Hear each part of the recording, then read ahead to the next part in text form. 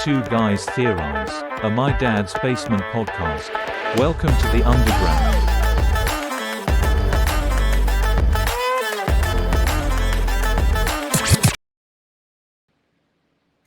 All right, and welcome back to Two Guys Theorize, a My Dad's Basement podcast, where me and one special guest come and talk about whatever the hottest show or movie is at the time.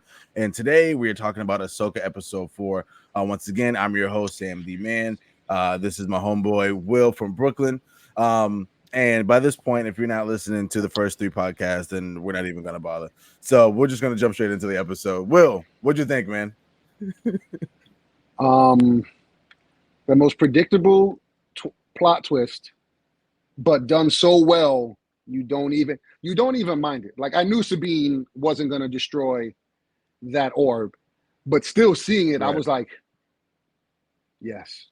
Yeah, I don't think she fell to the dark side because she can't touch the Force, really.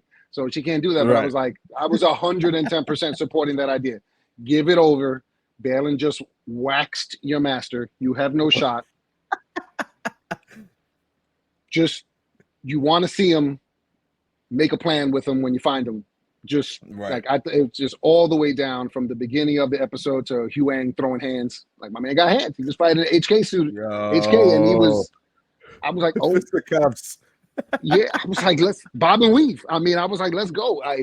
From that point to the battles with Maruk and Shin, which I'm we spoke about this earlier. I'm glad that Maruk ended up just being a Night Sister reanimation, and I'm glad they didn't show the face, because I could not have handled if it was a Night Sister and it was, someone who we knew from the past. I was like, I'm good. Right. I'm good leaving it like that. I missed the character's outfit, his armor, how menacing he looked.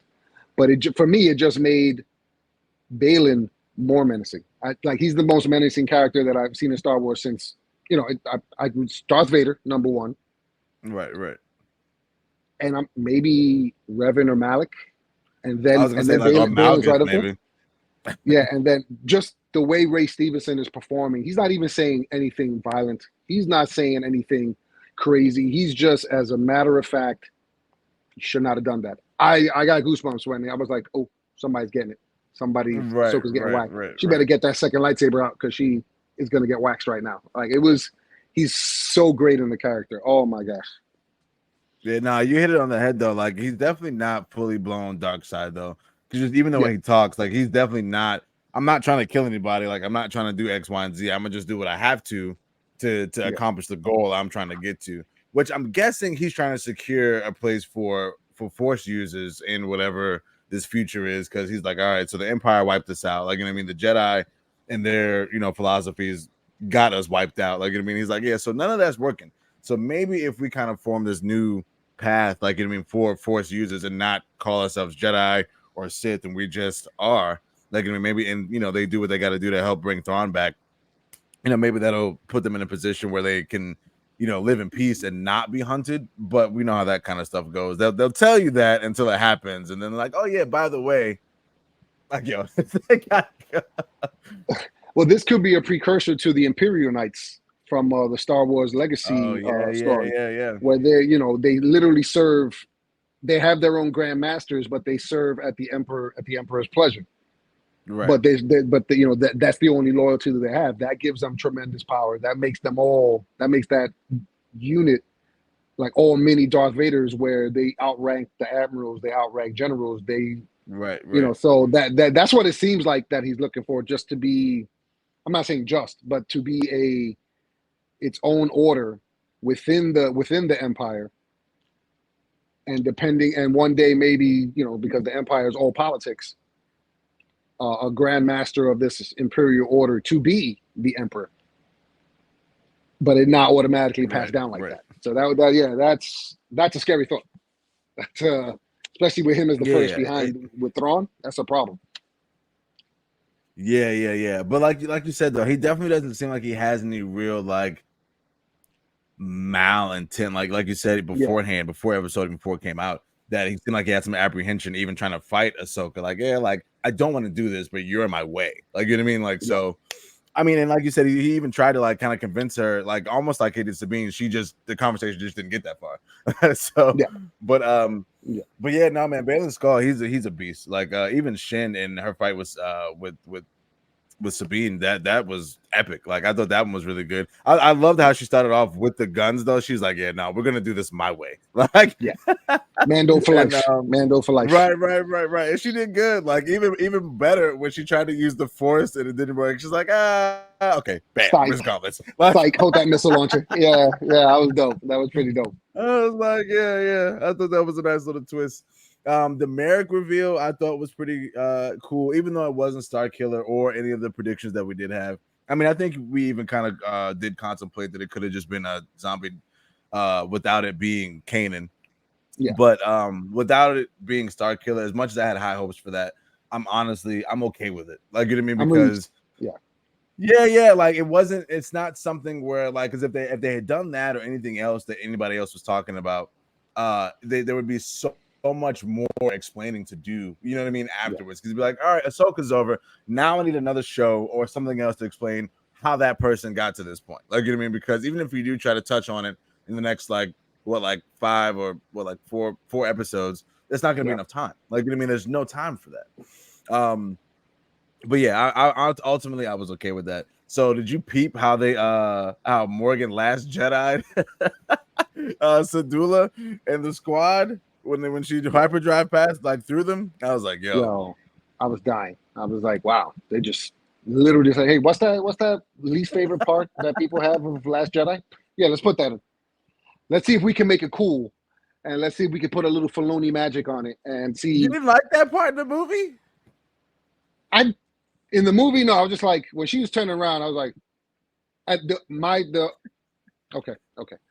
The special effects of it looked dope. The ship, that was fire.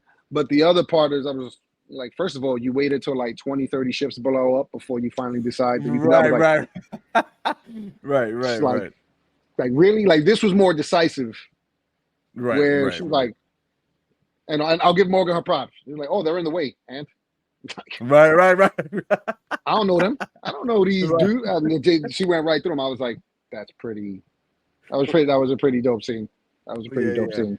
Even though it wasn't as much destruction as the Last Jedi scene, people definitely got killed. Like, you know what I mean? It was definitely enough damage where you get to kind of play with the physics of how hyperdrive and like space and all that work. Like, I mean, because up until like, you know, Last Jedi and this, all that kind of stuff has usually been pretty clean. Like, you know what I mean? You just jump in, then you jump out, no problem. Like, you know what I mean? Nobody runs into anything. Like, at the most, you might jump into like a battle. Like, you know what I mean? Like that's about as, you know, crazy as it gets. Or with Han and Finn and them, like, you know, jumping on the Star Killer base. That's the craziest you might get with it. Like, so to see actual physics brought into it, I thought that was pretty cool. But yeah, Sabine, you talking about her not destroying the orb. I wasn't quite sure what she was gonna do. But like you said, I knew she didn't have a chance against Balin Skull. I didn't think she was just gonna be like, all right, like I'm gonna go with y'all. I didn't think that was gonna think. I definitely thought Ahsoka killed Shin for a second. Like I thought she was dead. Like when she got thrown to the rock, because it was head first. Like she wasn't playing games. She was like, oh, you must have killed. Like there's no way she didn't touch the dark side at that moment, because she was like, Sabine? Yeah, all right. Bam. Right. Like she thought she killed Sabine, and she was like just striking back at her. Which a side note on her armor, if you get Knights of the Old Republic 2, I'm pretty sure that armor is one of the armors from the game. That's dope. A different Force society, like different people that use the Force. Because I was like, hold on, she's kind of like a metallic little. Because they're knights. She has the shoulders. You see the shoulder? Yeah, you got the knights. You kind of have like a chainmail that goes beyond your hip, like that little, like it's a metal thing. I don't want to say dress type thing. But I was like, yo, this is kind of looking some Knights of the Old Republic 2 custom like armor that came with the game. That was real. I like that touch. I was like, bring it all in. Now, you know, since they're already not Jedi, now they could have studied. You know, he could have shown her from different Force societies from the past. Right. I was like, that was pretty dope that they did that. But yeah, Sabine. No, but the shoulders is something I noticed too. Yeah. Sabine definitely giving it up. I liked the way he spoke to her. which for some reason made him Balin more menacing to me. I was like, yo, he's too calm and calculated. Like, it's scary right now. He's Just like hearing him talk. Smooth with it. He was like, listen, I'm not like your last master. I'm gonna keep my word. There you go. I was like, yeah, I was like, yo, yeah, the disrespect. yeah, I was like, yo. And she was like, Yo. and Sabine was like, yeah, well, you know, you're right. She did play herself. I was like, wow. Right, she's like, yeah, well, you got a point there, right? Yeah, that was really freaking good. I thought that was really freaking good. Yeah. So at first I wasn't sure what had happened to Ahsoka. You mentioned that you think she might have died. I thought initially before I saw where she was, I was like, oh, she must have got saved by a Purgle. Like, you know what I mean? Like, she fell over, a Purgle was like in the water or something, just took her out somewhere. Like, no problem.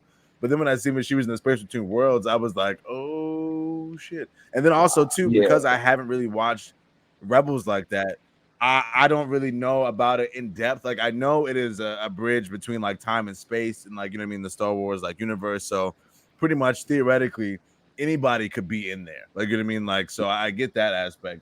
But yeah, the idea of her being dead didn't even cross my mind. But is that how you is that how you get there?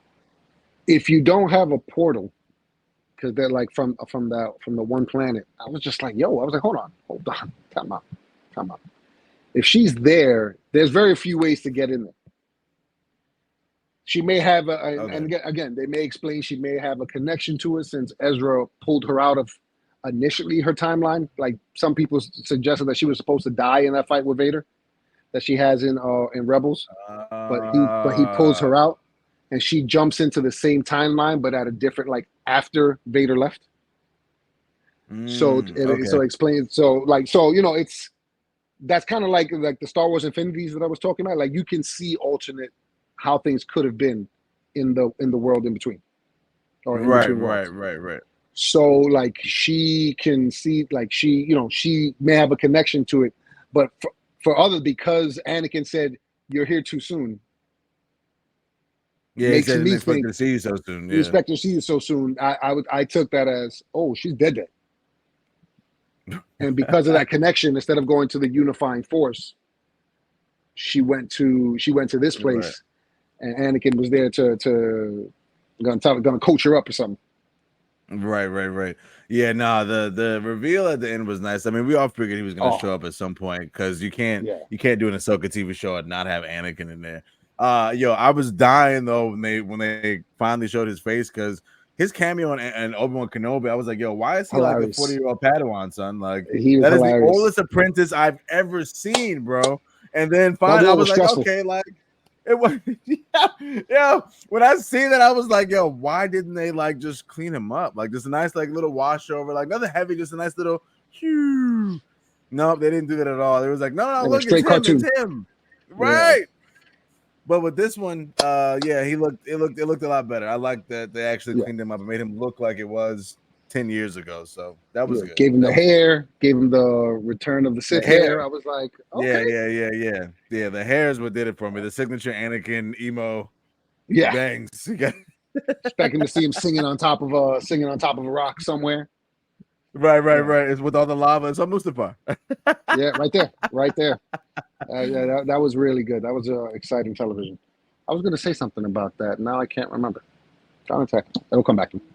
Yeah, this episode, along with the last one, like, there's no way you can't tell me this initially wasn't pitched as a movie. Like, and if anything, this definitely is a testimony to Filoni's. Just like I've always said that Winter Soldier and Civil War were the Russo brothers, basically their application or audition tape for the Avengers movies. They were like, okay, like same thing with this. I feel like, okay, so Filoni, you made the cartoons, you made Mando, like, you know what I mean? That's cool. Okay, so now do this or whatever the case is. And then, obviously he's building up for the Thrawn movie. But if this is a precursor and some of the stuff we've got in Mando is a precursor what we're going to get in a Mandoverse movie, yeah, like, shut up and take my money. Like, that I need to be a trilogy. Like, there's no way you're going to be able to fit all of those characters into one cohesive story in a 3-hour movie. Even as a full 3-hour movie, it's not gonna be enough time. Like, I'm gonna need at least 2 of those. Like, you know what I mean? Like, to get everybody in there, I'm gonna need at least 2 of those. Or they may end up doing 2 more seasons of different things where Oh, they can make the TV. They can make a couple of 6 episodes. You know, because you know how they love their short seasons.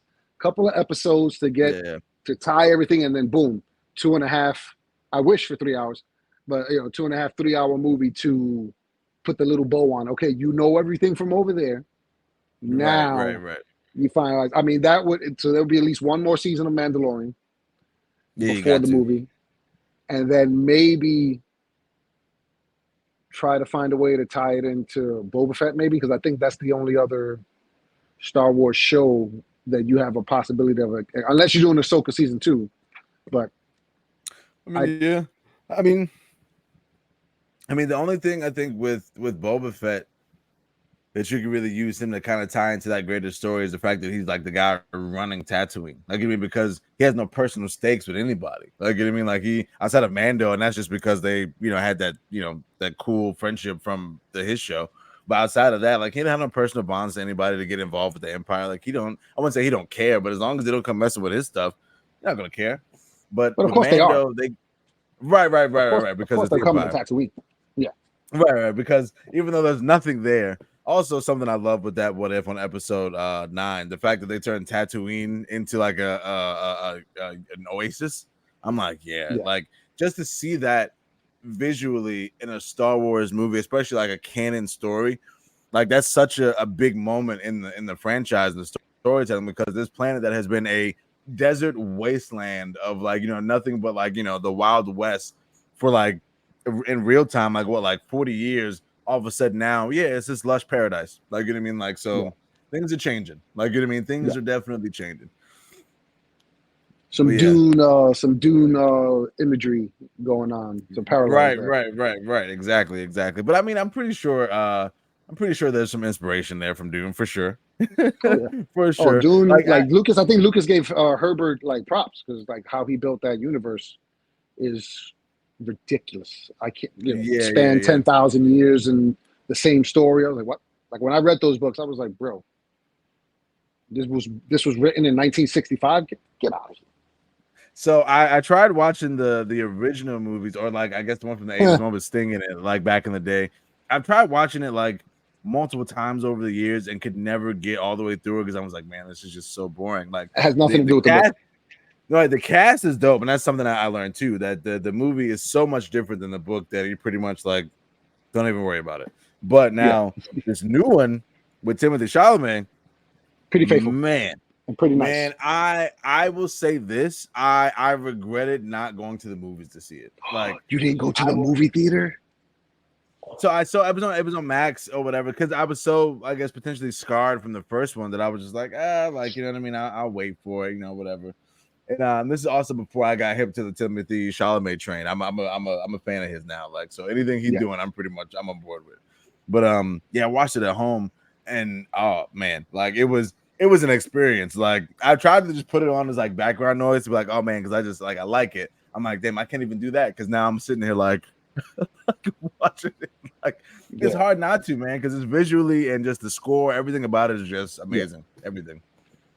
Yeah, I saw it in the house first, then I saw it in the movie theater, then I went to the IMAX, and I was just like, this is insane. Like you said, everything about it was just a beautiful movie. The score, which I believe won the Oscar for best score, because if not, I would have gone to Hollywood and like burned these voters' house down, because there was nothing, like every bit of music fit the mood of the scene so perfectly. Like my imagination in my life can't match the way this director was going on. Like he was wild. But it does have a lot of Star Wars does have a lot of Dune influence, which is probably why Tatooine is the #1 planet of that universe. It's a little tip of the cap to Herbert and his masterpiece that he wrote. I mean, even when they started introducing the spice in Mando and Boba Fett, I was looking at that. I was like, that looks like spice. I've seen that before. It's Crack even dragon, the same color and everything. Yeah, crack dragon. Don't looks even like a worm. on that, bro. So that killed me in Mando when they did that, because when playing Old Republic, I'm like, that is not what a crate dragon looks like, bro. I'm like, that's not it. There's two kinds. What is There's that? two kinds. There's two kinds of crate dragon. So I saw that. I found that afterward because I was tight. I was like, what you doing? Where's the legs? And I was like, oh wait, hold on. And I didn't want anything new. I had to go back, and I was like, okay, let me look at my old species thing that Star Wars used to do. Like, all right, that is two. All right. There's two. Never mind. So what's the distinction? Why do they look so different? One, the one that goes underneath the ground is the bigger creature, which explains why it was bigger than the Krayt dragon that you played. It's just evolution. One of them evolved to walk above, and one of them evolved to. Okay, but they're both Krayt dragons, though. But they're both Krayt dragons, yeah. Okay. Like a house cat and a lion, same species, same genus. Okay. I can dig that. Because although that scene in Mando is amazing, that whole opening scene.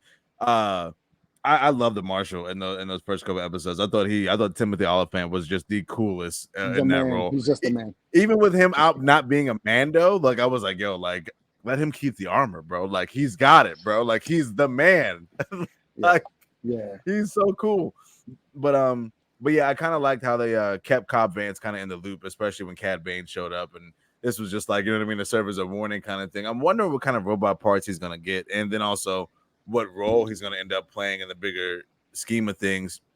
Because clearly they didn't kill him off. Like, I mean, he got hurt, but he was fine, and he was getting work done by what was that, Thundercat? Thundercat was the guy. Oh my gosh. Yeah. I mean, I can see him being the new sheriff of Mos Eisley. All of Tatooine. Yeah, Mos Eisley just make him the lawman of everything. Yeah, and have him be like him and Boba Fett kind of have like an understanding where certain things are, y'all keep that shit over there, like, you know what I mean, like all the good people will stay over here, and you know what I mean, nothing spills over and we're all good, like, you know what I mean, like we work together if somebody's getting out of hand, like, you know what I mean, and that kind of deal. Yeah. And we go Let's keep it as a beautiful symphony. You stay on your side, you play your instrument, I play mine. Let's not get crazy. Actually, that's not bad. That's actually a good way to go, because like I said, I was curious what they were going to do with him, but if he's still on Tatooine and Los Pelgos is, I mean, it's in the middle of nowhere. I mean, yeah, you might as well go ahead and get an upgrade, move everybody out to the big city in Tatooines, because it's nothing but trouble out there. Clearly, trouble and Krayt dragons. Yeah, that's a little too much for me. Like we're done at that point. First time that thing would have went through my town. Just pack up. Right. Yeah, gotta go. Yeah. I'm wondering. Well, no, I guess at this point in the timeline, Maul has been dead, because I was like, I know with the Pike Syndicate and everything like that, I was thinking about that scene in Han Solo, like, you know what I mean, with those guys. And I'm like, all right, so like you got all these different like gangs going on, but yeah, the timelines. God damn it, Disney. It makes everything up. Yeah.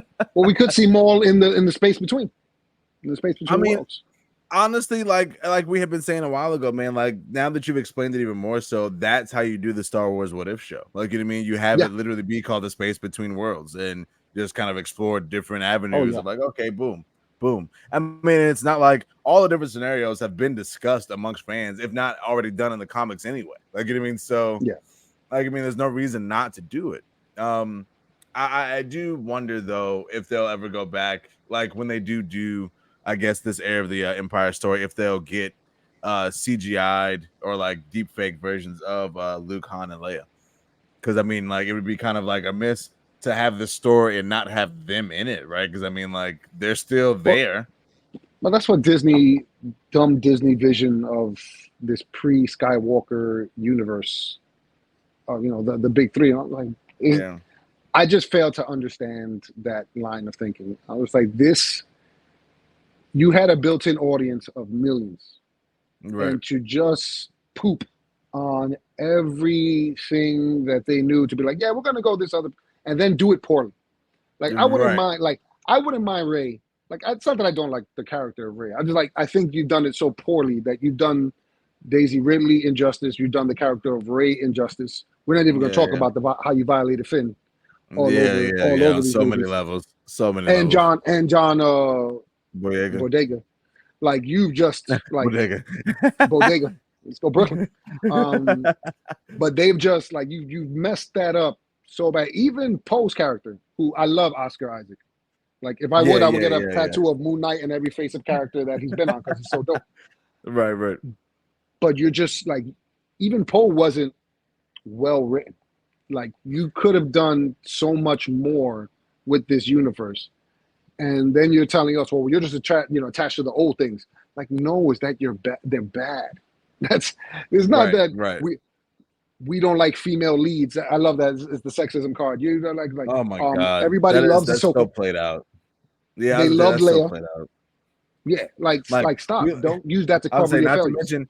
I say we can even go outside of Disney. Sarah Connor, Ripley, Xena, Buffy. Like, I mean, I could keep going. Like, Everybody loves Scarlet Witch. Let's keep it just to Disney.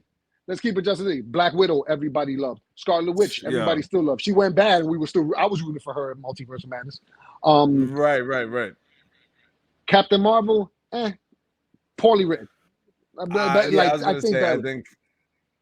Miss I Marvel, have my own feelings loved. about Brie. I mean, yeah, no, Miss Marvel was good. Like, despite how people feel about the show, I think the actress that they got to play the character, I think Amazing. they couldn't have got Perfect. anybody better. Like, Yeah. and the fact that she's obviously a fan, like that makes her even better because she's going into it with the same excitement that Kamala Khan would. Like, you know what I mean? So Yeah, it's exactly. like, oh, she's genuine. It's, like, no, this is it. This is literally. You see, they got her writing the comic book now, or helping write it. no, she's getting correct. That's dope because like she knows the material, and she Yeah. genuinely loves Cares. the character. Yeah, and I think You she can't just ask got for any more recruited than by Professor X in the mutant race draft. So, like, compared to the Inhumans, that just happened. Like, that was the But thing. then So, she like, just she died? died in the comics. So she died, and they brought her back. And I think that's where this whole thing of her being a mutant now is being a thing like that, where they try to put that in the show At the to end of the make show, it yeah. right. Now they're making a comic book canon. We're like, oh yeah, no, like she's legit a mutant. Because like it was definitely a thing. I think I seen a panel where it was Professor X and Black Bolt, and he was basically like, yeah, she's coming with us. I was like, all right, it's literally the race draft, but Marvel style. Like, There we go. Take it. Take it. Just get Dave yeah. Chappelle to come up and say for shizzle one time. That's it. Right. That's it. That is it. So with this episode ending, I think one thing I forgot to mention too, with you mentioning about Ahsoka kind of briefly tapping into the dark side when she used the Force on Shin, and Balin mentioning that her master being the harbinger of like destruction or death or whatever he said. How do you think that conversation is gonna go with her and Anakin? Because I had never thought about it like that, the way Balin put it, until he mentioned it. Because the way I looked at it in general was like, okay, Anakin was my master. He turned Darth Vader, like, but you know, that really ain't got nothing to do with me. Obviously, that's not something you just go and tell people. But you know, that ain't got nothing to do with me. I didn't do nothing. You know, I wasn't trained like that. Yeah. But I couldn't imagine the weight and the guilt. Like, you know what I mean, like not only just I didn't help him, like, you know what I mean, but yeah, the guy who was out here killing like thousands of like millions of people and like blowing up planets. Yeah, that was my master. Like, if they do nothing but talk for 35 minutes, I'll be happy with the next episode. I think this is going to be probably some of the best dialogue that we've had in Star Wars since I'm Your Father. Like, I think this is going to be where it's going to be therapeutic for her. He's going to release the burden from her shoulders. And I think that will help her be a better master, because I finally remember what I was trying to say is that she may come from that line of unusual Jedi, but she's training Sabine like Obi-Wan, not like Anakin. So maybe she's scared because like he strict. fell. Like, yeah, she's not letting Sabine freestyle. She's not letting her, like the way Anakin led her. And I don't want to say Obi-Wan taught Anakin to do that. Anakin just did that. Right. So because of that guilt and that fear, maybe she's like holding back from the real Anakin way of training.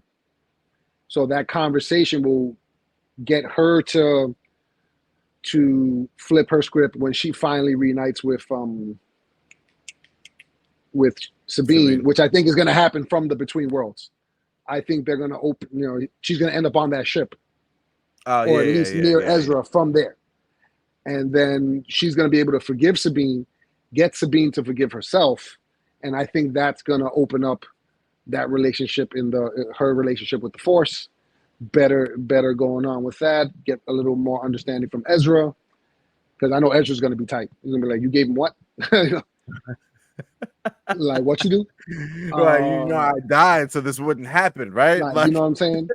And even though they need to change something about that ridiculous, you've always been a sister to me. At the beginning, I almost flipped over my table from episode 1 when she was playing the recording of Ezra. Yeah, I was like, ooh, Like, that's cringy. Like, ew, like, and that's the thing. Like, I yeah. don't really know much about the relationships, but I could tell she clearly is kind of pining for him, right? Like, and for him to Well, throw now it she in there, I is. was She like, wasn't before. oh, She okay, wasn't okay, with. okay. So, He it was was trying to make more. moves. Yeah, he was trying to make Oh, okay, okay. moves. But the mission always comes first, and that was my biggest. Not that she didn't feel that way now, because of course now you have regret. Maybe I did have feelings. Maybe I should have said something. But the fact that it's him in the recording saying, you were like a sister to me, bruh, bruh, bruh. Unless you're in Alabama, that's not your sister. Right, Right? right. Let's keep that. Let's keep that pushing. Let's keep that pushing. So is there not, because so I always thought in the show it looked like he was like that Ezra was like a kid, whereas Sabine was more like an older teenager. Is there not a big age gap? Is this like a Padme Anakin thing right here? No, definitely less than that. Definitely, maybe 4 years. I think maybe 4 years. Okay, She's just a okay, hardcore Mandalorian. Like she was brought up in that life, so she seems okay. older. She seems Right, to right. be She right. more reserved, and he's just been, hey, looking for my parents, just living. He's Aladdin. He's a street rat. That's why they should have got the guy from Aladdin's play. He's a street rat Okay. who just happened to have the Wait, force instead of a that's genie. not He the has the dude force. who was Aladdin playing him? No, no. Whole time from the image, I definitely thought it was. I was like, oh, that's perfect. Like I literally I don't. thought that. I was like, oh, that No, guy's they perfect. wanted The to. guy's That was the fan Aladdin. cast. That was the fan cast. Fan cast was like, yo, this guy who played Aladdin is Ezra. I say the personality and everything, like he could do it. Like, Yeah, it's the same. It's Aladdin with a lightsaber. right. That's who Ezra is. That's who Ezra I mean, is. Aladdin with those a are my lightsaber. two favorite things. I dig it. I Yeah, love it. I was like, that's right up your alley. But Right. it's an interesting relationship. Never consummated because you're in a war, Right. and he Well, I did mean, this. Kanan He didn't and tell anybody. Sadula. Well, they was when they were side hustling. You know what I'm saying? They were Oh. side hustling when that happened.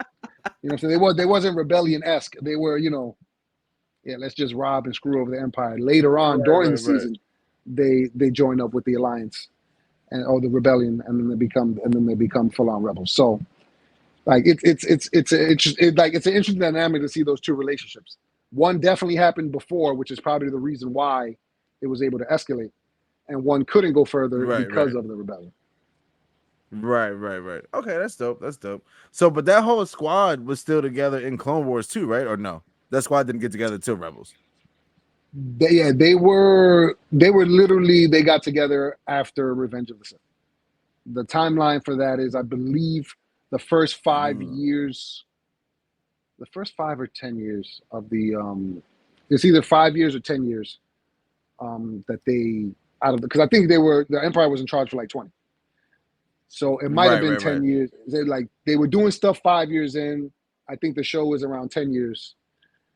And then it goes up finally to the defeat of the Empire. So in Rebels, do they show how Ezra and Kanan survive Order 66, like how they escape from Order 66? Actually, because they're great at freaking putting shows together. The first episode of Bad Batch shows how Kanan escapes Order 66. Okay. Ezra wasn't a Jedi. He didn't know he had the Force until Rebels. Oh, okay. That's why Kanan was training him. Yeah. He told him, he gave him the option, and listen, I can open up a world to you, and da-da-da-da. There's some great flashbacks with the Grand Inquisitor, and how he was a spoilers. He was a temple guard. Right. He was the guard of the temple, and then how even afterwards they did how he became. There's a great episode because it was after the stuff with Ahsoka happened, right? Like when that whole trial happened, that's when he was like, yeah, like they off, like, you know what I mean? Like they going about this wrong, and that helped. No, he was probably feeling that way after the Ahsoka trial, but after the sacking of the 501st Nightfall Operation Nightfall is when he came over. I don't know how Anakin did talk lojitsu, but he got him to just come over. One thing I remember about that night is how quiet it was.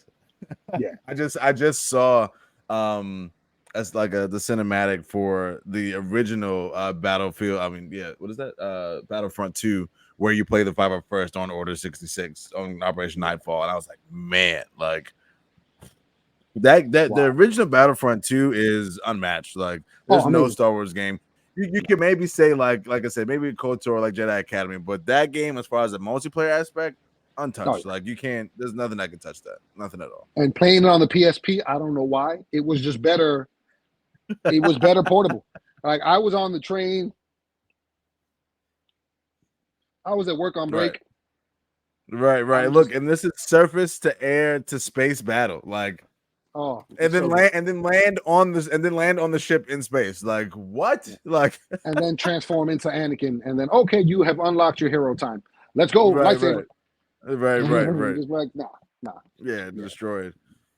Yeah. So just like how you were just saying about this, if the next episode is pretty much just Anakin and Ahsoka talking for 30 minutes, that sounds like that last episode of Loki, which in my opinion was probably my favorite episode because Jonathan Oh yeah. Majors, like while he's sitting there doing his thing, I'm just like, wow, like even though it's just dialogue, like I'm entranced, like you know what I mean, like I'm in it, like so. Yeah, no, I wouldn't be mad at that either. And I mean, and seeing how much of a fan as Rosario is, I wouldn't be surprised if that's all it was because her being a fan and saying this is her favorite episode, just like I wanted to see Ahsoka and Luke have that 30-minute conversation. I'll definitely take Ahsoka and Anakin live action having that conversation. Like, you know what I mean? Like, happily. No problem at It all. needs to be at least 10, 15 minutes uninterrupted. Now, there's rumors that they may do a thing where she sees, like you said, because of infinities, there's a thing where she confronts Anakin on Mustafar after he kills Obi-Wan.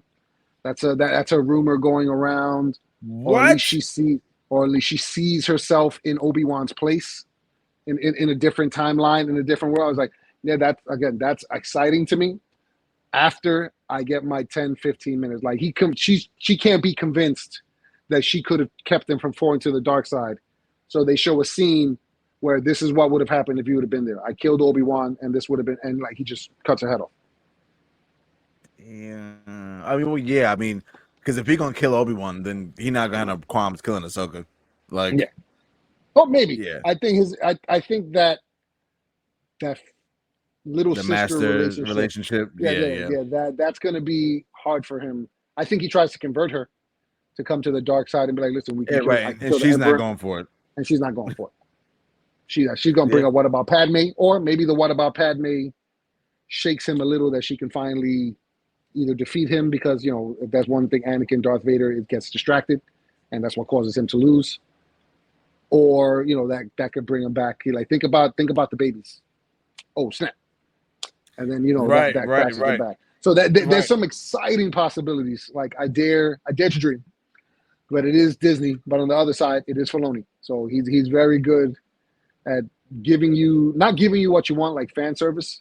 But when you watch the episode, be like, yeah, I wanted that. I didn't even know I wanted that. But thank you for giving me that. Now I realize if I would be incomplete in my Star Wars fandom if I don't get that. Right. So 10, 15 minutes at least.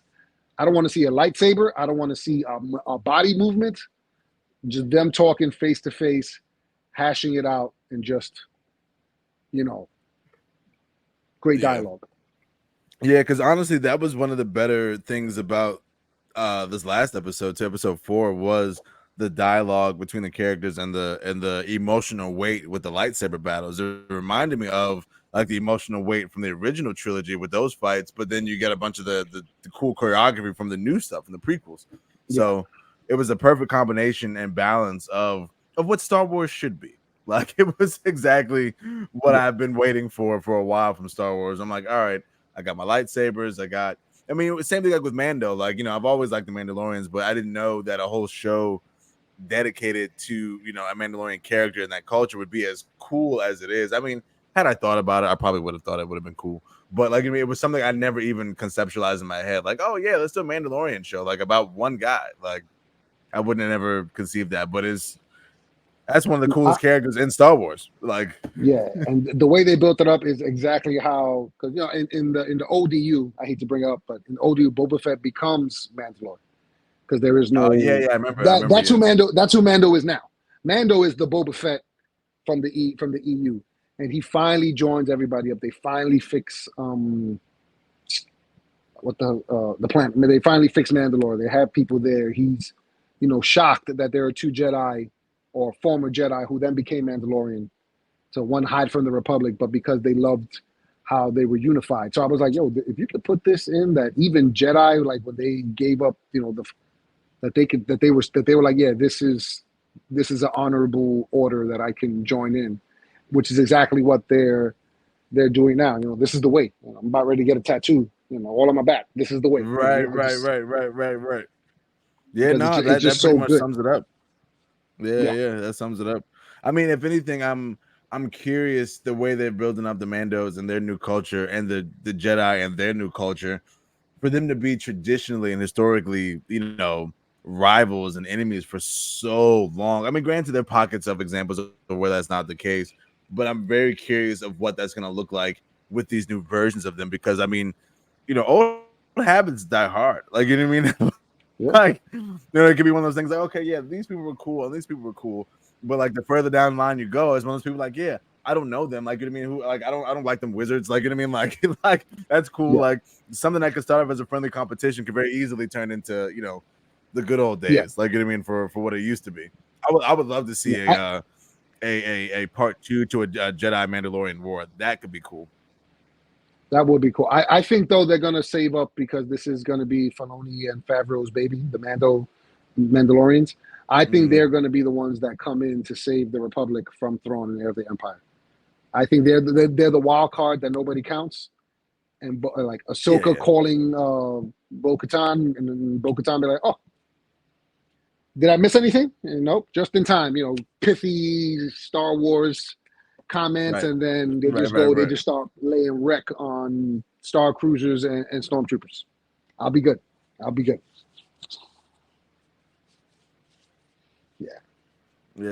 Yeah, no, I mean, I guess I know a lot of people were kind of upset about Din taking a back seat in some of Mando season 3. I understood it as far as a storytelling device, like trying to open it up, like, you know what I mean, to tell the bigger story. But I do get that though, and I would hate for Din to have like a small role within this Heir to the Empire story, I guess, or the movie, because obviously his big thing was with Moff Gideon, and since that's technically done, I still think he could have another clone out there. That's my opinion.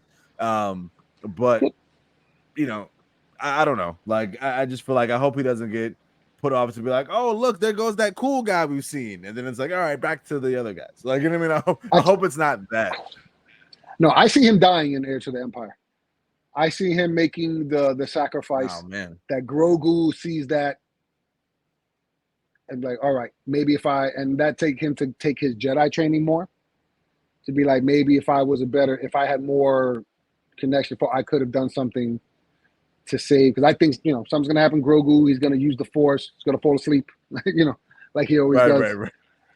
He's he's gonna just be waking up. He sees his father die, and then that's gonna lead him to take his Mandalorian principles and be the bridge between them. At least for the immediate future, before you get to maybe you bring him into Rey as like, oh, Mandalore. You see him, with the little chest armor. Maybe at least he's 2 feet now rather than 1 feet.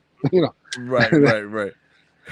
I mean, I always go back to those concept arts of that young Yoda. Like, so I'm like, all right, so like at least he's like spry. Like, you know what I mean, he can like run and stuff. Like, you know what I mean, he's like a good maybe like 2.5 feet, 3 feet tall. Like, you know what I mean, like, all right, that's cool. But I'm very curious how they are going to pull off, I guess, adolescent Grogu and Mandalorian armor. That's going to be interesting aesthetically, just how it looks. Like, it's going to be really interesting. Yeah. It's going to be adorable. It's either going to be really adorable or really childlike. There's only 2 ways it goes.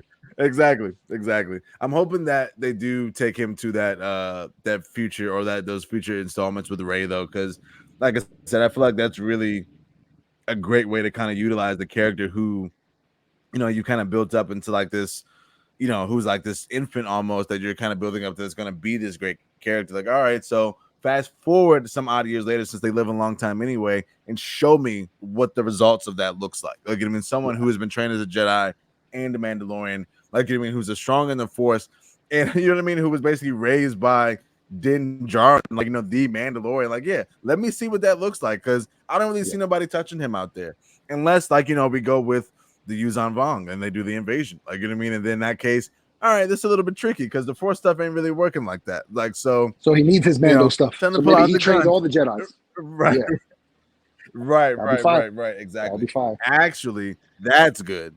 Like, I like that. Him training other Jedi. Yeah. That's dope. That's dope. I can dig Because that. that's one of my I can favorite. dig that. That was one of my favorite scenes in the book, where Jania Solo gets trained by Boba Fett to fight her brother who became a Sith. And those pages, I shit. was like, I thought it was. I thought Ben fought Jason. I didn't know Jaina fought him.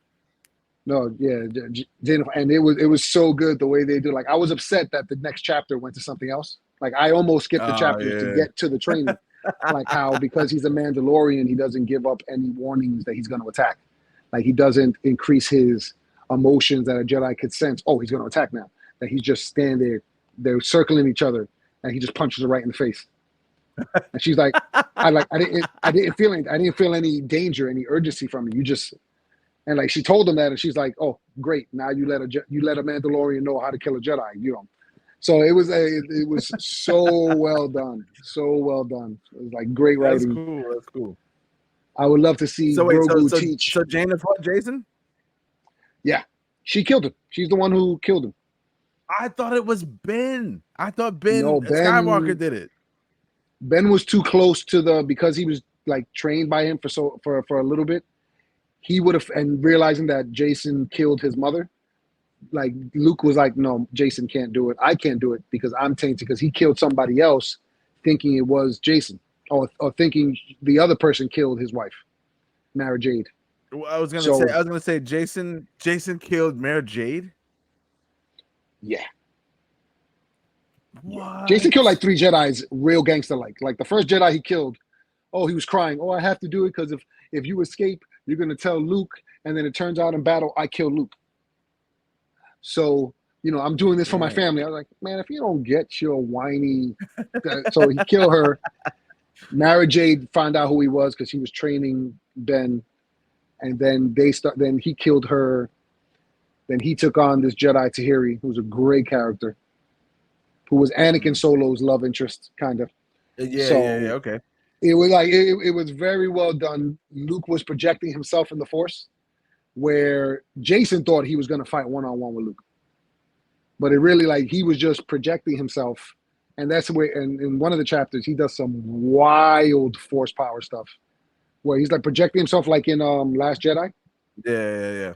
But he's actually like slamming Jason with the Force, pinning him down to the ground, being 2 solar systems away or whatever. Right. Just like, oh, snap, like just weird, and giving him like a threat, like, next time keep my son's name out your mouth. Pretty much, I was like, oh, snap. Yo. So that when Jania comes to fight him, he's not expecting it. And because she learned how to fight from a Mandalorian, she's using Mandalorian tactics, the gauntlets, the Beskar gauntlets. Yeah. Like, the way it's written is so freaking well done. I think, was it Troy Denning? I'm trying to remember who's the last writer, because I know he did Star by Star, and that book is insane. But the writer did a great job of it. So seeing Grogu train Rey to fight more like a Mandalorian to this outside threat would be amazing. That would help them fight against someone who they can't feel in the Force at all. Yeah, nah, for sure. Yeah, nah, if they don't cash in on the Yuzhan Vong for whatever they do with the Rey Secret Trilogy, I at that point I'm totally lost, because I really wouldn't know where else could you possibly go that could be anywhere near as good. Like, I don't see it. Like, is it going to be a trilogy? Did they announce it to be a trilogy? I don't know if they're gonna do a trilogy. They said there's gonna be a Rey movie. They said there's gonna be like a couple other movies, but they aren't necessarily related to that. So I don't think it's like new episodes. This was just a Rey centric movie, which I'm assuming if it does well, they'll probably try to lead it into other stuff. But yeah, but I'm okay with not doing another trilogy on that right away. Like, let's figure out what you're doing first, and then we can. Exactly. Well, Skeleton Crew can help with that too. I'm excited for that as well. Yeah, because they're going to be in the unknown regions. Yeah, Jude Law being a Jedi, maybe he's the first one to deal. Is he a Jedi? I've read somewhere that he is. He's a Jedi who escaped Order 66. Again, kind of like a Kanan. He becomes not really a bounty under the radar. Right. Staying under the radar, and then he has to, So that would be a good introduction to like what was the name of the first book? Vector Prime. Like this is the first steps of a invasion. So they're planting seeds of destabilization, and Right. he picks it up and he's like, "Hey, how come I don't feel this person in the Force at all?" And that could be something, something that you could lead into a Rey movie, because I know it's definitely supposed to be after. The show is definitely after the Mandoverse. I don't know how far it is from First Order, but it's definitely supposed to be. Well, I thought Skeleton Crew was supposed to be a part of the Mandoverse stuff. I thought that was going to be in. I thought they're supposed to be in the Heirs of the Empire, the movie. I don't know. Now you can make me look it up. I haven't checked that. Yeah, me too. I'm like, is Skeleton Crew part of that? Because I would prefer to be after. I mean, yeah, because then that helps you bridge the gap even more so with these two different stories now. Because like, all right, now that this is done, and then you take these people into the unknown regions, like like you said, you can kind of sow the seeds of like, all right, like the Yuzan Vong, like, all right, like who are these people? Like, you know what I mean? And all right, we got to go back to tell everybody that they're coming. Like, you know what I mean? But then obviously that never always goes according to plan. No. So with the way this one ended and pretty much episode 5, I'm assuming is going to be a mixture between the Anakin and Ahsoka conversation and Sabine and Baylan and them getting to where they're going. What do you think is going to happen in the last like half of the season, since we're pretty much halfway through now? I think Ahsoka, I think she's dead. I think Anakin this will be the last time probably one of the last 2 times he'll be able to communicate, and he'll give her some of his living force, and because you need the living force to be that ghost. He'll give it to her.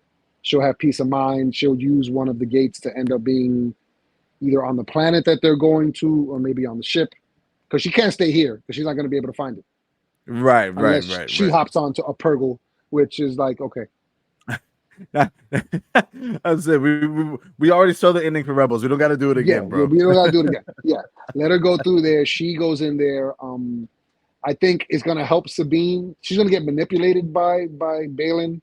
But she's not going to really be on the dark side because she can't feel the Force. I mean, it'll be a trip if he gets her to feel the Force. Maybe by giving it a little more to the dark side, she'll be able to feel it, and then that's a good twist. Be pretty and good. It also makes Ahsoka kind of more conflicted when she goes back to have that conversation with her, to be like, oh yeah, like, so look, I know that's a lot easier, but like, you know what I mean, like that's not what you should do, because all it leads to is ruin. Trust me. I know, like, look who my master was.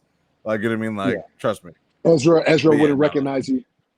That kind of stuff. Yeah. So, and then I think eventually they lose. I think they lose badly. I think the first Republic battle is terrible. I think they come back with maybe this Armada. And or at the very least, if he comes back, he just needs one. He just needs to be on that ship. As soon as he's back on that ship, they go to the coordinates where the Shadow Council meet. Right. And he steps on my man Palion, Captain Palion, who also becomes Grand Admiral of the Imperial Fleet in the EU. Who I love him as a character. And then he becomes. Yeah, I definitely recognize a few names in the Shadow Council, by the way. Like, I was looking at names, I saw Hux's dad. I was like, what the hell? I was like, all right, like, is not too many redheads in Star Wars, so I'm pretty sure I know who you are. Like, yeah, pretty much. And then they come back, and then I think the first battle starts where they're gathering. Well, maybe not first battle. I think you see him unifying the Empire. And then once, like he's back. Oh, there's no proof. They send literally Armada. They send something, an Armada to plan and be like, yo, this is ours now. We're gonna start from the outer rim. We claim these planets. What you gonna do about it? And then that leads you into if Skeleton Crew is part of that, but really would it be, because it's unknown regions. So the next thing will be Mando season 4. Yeah. I say, unless this ends on a cliffhanger, which I'm hoping. Oh, it's gonna end on a cliffhanger. No, it's gonna because it's supposed to lead to the movie. Oh yeah. This is supposed to be something big for the movie. So yeah, all I know is they're catching L's all over. I know the Rebels. I don't care what happens in Episode 7, how up and cool it is. They're all catching L's by the end of the season. I mean, look, I'm always okay with that in the movie. I mean, maybe it's because I'm biased because of my experience with Empire Strikes Back, but I feel like those stories and those characters, Like that's why The Rock was my favorite wrestler growing up, because he used to lose. Like, you know what I mean? Like, as great as he was, he would get his butt kicked. Like, you know what I mean? Which meant that next week, oh man, like, you know what I mean? He coming back. Yeah. Like, you know what I mean? But yeah, he talked that trash and get beat again, but be like, I'm catching. Right, exactly. But yeah, seeing people that don't lose, or seeing your heroes, and like, you know, and it's one thing I guess to know they're like, oh, like, you know, these people may not be in any real danger. Like, well, I didn't think Paz Vizsla was gonna die initially. I was like, all right, he'll figure it out, and he died. But I mean, like, you know what I mean? You gotta put them in some kind of peril, and definitely have things at stake. Otherwise, what's the point of you going on this journey with them? So yeah. But yeah, no, I'm hoping that that the rest of the season is just as good as everything we got in the first 4 episodes. Because, like I said, like looking back at it, I can see why the first 2 episodes were what they were, but you could easily not do those, or like sum those up into like 30 minutes and just do the last 2 episodes, and that be the beginning of the show. Like, you know what I mean? So, like I said, I get it. You kind of have to explain things to people who haven't seen Rebels, and explain the relationships and context and all this kind of stuff. I get all that, but yeah, no, you definitely could have started from episode 3 and just played it all the way out, and it's a movie. Like, it's definitely a movie. Oh, one question. Where's my guy Zeb? Where is Zeb? Hopefully. My guy Zeb needs to be in these episodes. I don't know what's going on.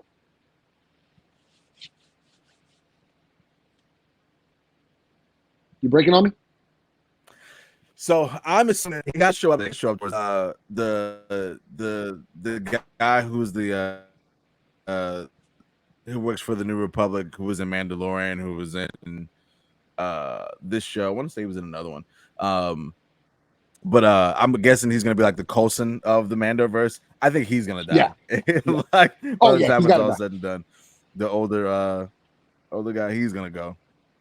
Yeah, he's got to go. Just to move the story along. He's done so. But yeah, Zeb is clearly out on the outer rim, still chilling. Yeah. Right, exactly. But yeah, Zeb has got to show up before the show is over, like, because they wouldn't have put him in Mando or whatever. I think that was Mando. They wouldn't have put him in that just to not have him show up in Ahsoka, right? Like, that wouldn't make any sense. I hope not. I hope so. Yeah. They can't afford the CGI or something. Well, man, I appreciate you coming by once again to hang out, and always good to be here, bro.